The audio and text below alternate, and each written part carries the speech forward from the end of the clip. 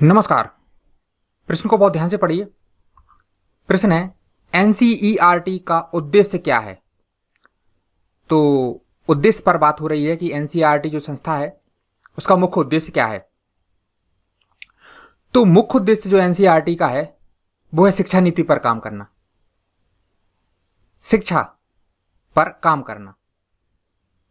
अब भारत सरकार की एक स्वायत्त संस्था है, यानी ऑटोनोमस बॉडी है, जिसको जिम्मेदारी दी गई है कि शिक्षा नीति पर काम कीजिए आप। अब शिक्षा नीति में कौन कौन आएगा, क्या क्या आएगा शिक्षा नीति में। तो शिक्षा नीति में आएगा कि अनुसंधान। अनुसंधान का मतलब रिसर्च और नवाचार।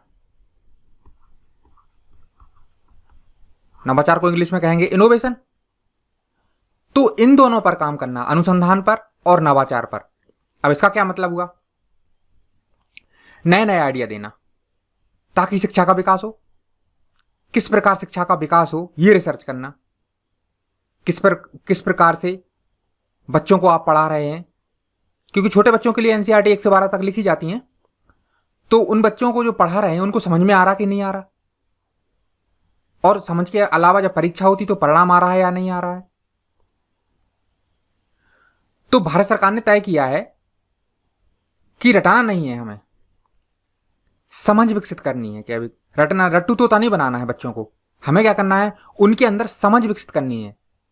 और समझ विकसित जब हो जाएगा तो उसी से क्या होता है, ये जो अभी जो छोटे बच्चे हैं, यानी छोटे स्टूडेंट जो हैं, वो आगे चल के यही क्या करेंगे, यही फिर बाद में आईएएस बनते हैं या किसी भी क्षेत्र में जाते हैं। तो वो लोग ही क्या करते हैं, क्योंकि नवाचारी अगर होंगे, समझ विकसित होगी तो वो हर क्षेत्र में दिग्गज होंगे, और उससे क्या होगा, भारत का विकास होगा। नए तरीके से कोर्स डिजाइन किया जाता है, किया है गया या नहीं किया है। तो एनसीईआरटी को पूरी जिम्मेदारी दी जाती है कि नए तरीके से कोर्स डिजाइन करो, और नए तरीके से जब कोर्स और चेक भी किया जाता है कि भाई नए तरीके से कोर्स डिजाइन हुआ या नहीं हुआ, नए तरीके से पढ़ाया गया या नहीं पढ़ाया गया। तो नए तरीके से कोर्स भी डिजाइन करो, नए तरीके से पढ़ाओ भी, ताकि दिमाग का विकास हो, नए नए विचार है बच्चों में, तभी नवाचार आता है ना, ताकि बच्चे नवाचारी बने।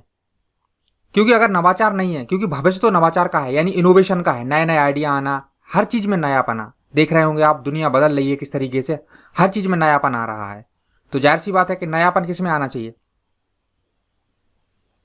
नयापन तो पढ़ाई में भी आना चाहिए, क्योंकि पढ़ाई से ही तो सब चीजें जुड़ी रहती हैं आगे चल के। और जब किताबें लिखी गई हैं तो नयापन कैसे आएगा, नयापन आएगा किताबों में चित्र डाले जाएं, नक्शे डाले जाएं, मैप, कार्टून डाले जाएं, कहानियां डाली जाएं, आसान भाषा में समझाया जाए बच्चों को। क्योंकि जो संस्था होती है एनसीईआरटी 1 से 12 तक की एनसीईआरटी की किताबों को लिखती है, और जो आईएएस-पीसीएस के लिए तैयारी हम करते हैं तो वो आईएएस-पीसीएस के लिए क्या होता है, 6 से 12 तक की पढ़नी होती है।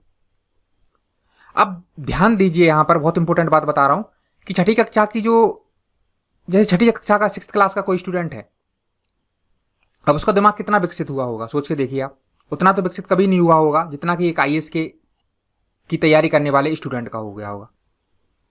तो जो 6th क्लास का स्टूडेंट है वो छोटा है अभी, तो उसका दिमाग इतना विकसित हुआ नहीं, तो उसी के वे में पढ़ाया जाएगा, उसे जानबूझकर आसान भाषा में, आसान इजी वे में पढ़ाया जाएगा।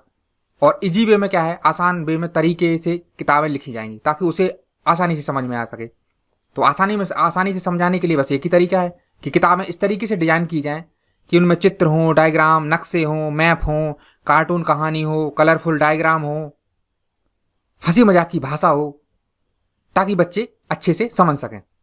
और जब इन्हीं किताबों को कोई आईएएस पीसीएस की तैयारी करने वाला कोई स्टूडेंट पढ़ता है तो उनकी तो बल्ले बल्ले हो जाती है, क्योंकि वो किताब इतनी आसान भाषा में लिखी रहती है, बच्चों को ध्यान में रख के 6 से 12 यानी 1 से 12 तक लिखी जाती, पढ़नी होती है आईएएस के लिए 6 से 12। तो आईएएस पीसीएस की जो तैयारी करता है उसके तो मजे आ जाते हैं। ठीक है, तो पहला तो उद्देश्य ये हो गया कि शिक्षा में नवाचार और अनुसंधान पर काम करना। ठीक है, नंबर 1 हो गया था। अब नंबर दो कौन सा है, थोड़ा साफ कर लेते हैं इसको।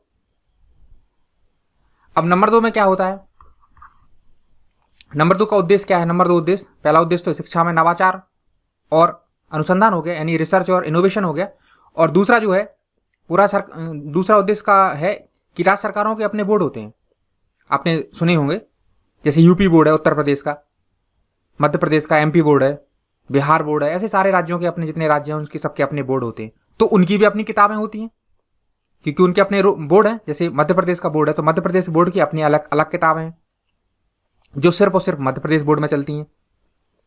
ठीक है, तो जब बोर्ड की किताबें लिखी जाती हैं, राज्य सरकारों के अपने बोर्ड जो होते हैं उनकी बोर्ड की किताबें लिखी जाती हैं, तो एनसीईआरटी के जो एनसीईआरटी को जिन प्रोफेसरों ने लिखा है, अब भारत एनसीईआरटी की किताबों को लिखने वाले तो धुरंधर हैं, भारत के दिग्गज प्रोफेसर हैं, अपने क्षेत्र के खिलाड़ी हैं, उस्ताद हैं, तो उन लोगों को ये राज्य सरकारें अपने यहाँ बुला लेती हैं।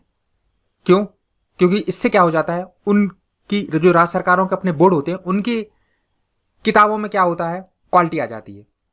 तो जैसे भारत सरकार की द्वारा जो एनसीईआरटी की किताबें लिखवाई जाती हैं वो तो भारत के धुरंधर प्रोफेसर होते हैं, जैसे जेएनयू जवाहरलाल नेहरू यूनिवर्सिटी के प्रोफेसर हो गए, डीयू दिल्ली यूनिवर्सिटी के प्रोफेसर हो गए, जिसे दिल्ली यूनिवर्सिटी कहते थे, टॉप यूनिवर्सिटी भारत की, तो उनसे तो एनसीईआरटी की किताबें लिखवाई जाती हैं। और इन्हीं प्रोफेसरों को जो राज्य सरकारें होती हैं वो उनसे क्या करती हैं, रिक्वेस्ट करती हैं कि सर आप हमारे यहाँ पे भी आ जाइए, हमारे बोर्ड की किताबें भी लिखवा दीजिए, हमारे राज्य के बोर्ड की। तो वो वहाँ पे चले जाते हैं, तो बोर्ड की किताबें लिखवा देते हैं और वहाँ पे उनका नवाचार आ जाता है उन किताबों में। क्योंकि जो एनसीईआरटी की किताबें होती हैं वो अनुसंधान और रिसर्च के बाद यानी नवाचार और इनोवेशन के बाद ही लिखी जाती हैं। तो वैसे तो राज्य सरकारों की अपनी अपनी किताबें होती हैं, लेकिन एनसीईआरटी की किताबें इतनी शानदार लिखी होती हैं कि कई राज्य सरकारें भी चाह रही हैं कि हमारे अपने बोर्ड की जो किताबें हैं राज्यों की वो ना चलाई जाएं और सीधी एनसीईआरटी की किताबों को ही पढ़ लिया जाए। तो ये अच्छी शुरुआत है। तो एनसीईआरटी का मुख्य उद्देश्य यही है। तो शिक्षा पे नवाचार और शिक्षा इनोवेशन, नवाचार और इनोवेशन या अनुसंधान या रिसर्च इंग्लिश में कहेंगे, तो यही काम है। तो इसीलिए आईएएस की जब स्टूडेंट पढ़ते हैं इनको तो गजब का मजा आ जाता है, आसानी से भाषा में समझ में आ जाती है और इसी चीज़ का फायदा आईएएस को मिलता है और वो सफलता हासिल कर लेते हैं। तो इस वीडियो में इतना ही रख रहे हैं। और वीडियो कैसा लगा, अच्छा लगा हो तो लाइक कीजिए, अच्छा नहीं लगा हो तो डिसलाइक कीजिए, चैनल को सब्सक्राइब जरूर कीजिए और कमेंट के माध्यम से बताइए और इसमें क्या सुधार हो सकता है। तो मिलते हैं अगले वीडियो में। इस वीडियो में इतना ही, धन्यवाद।